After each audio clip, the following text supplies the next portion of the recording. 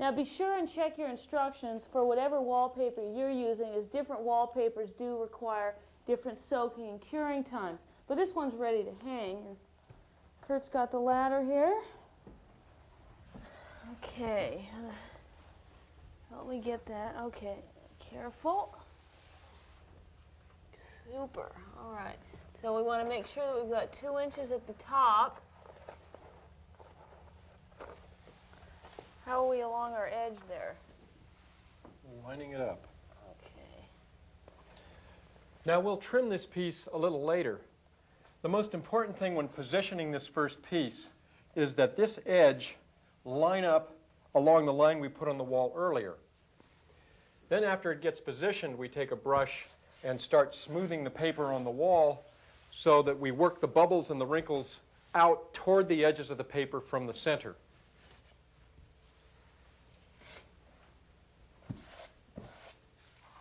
In positioning this second piece, it's important that you butt it up against the edge of the first piece without overlapping it. It's also important that you align the patterns so that they match along this vertical edge. Once you've got your paper up where you want it, having smoothed out all the main bubbles and wrinkles, you can go over it with a big sponge to get any of the small bubbles remaining.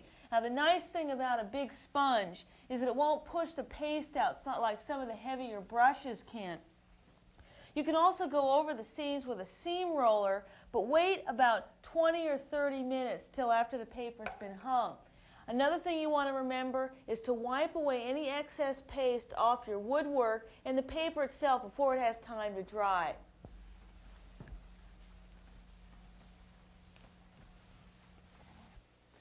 The process for papering around an opening like this is to bring the paper up as snugly as you can along the door molding or trim, and then find a point of the trim like at the top of the door right here. Tuck the paper in tightly, and with your razor blade knife, start there and cut a roughly 45-degree diagonal line in the paper. And while you're doing that, pull the paper away from the wall so you don't scar the trim.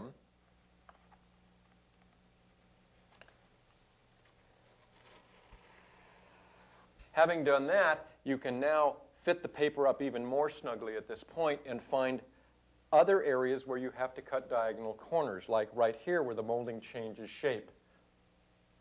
And I do the same thing. I cut a 45-degree line so that the paper will now fit snugly around the trim here. Now, if you try to pre-measure and pre-cut around openings like doors and windows, you'll find you'll have very disappointing results that way. I'm doing the same thing down here that Kurt was doing up at the top, and I've got a good sharp razor blade in my knife. Now, something I'd like to emphasize is take your time on this. It'll save you time in the long run from having to go back and fix flaws, not to mention getting a result that's really satisfying.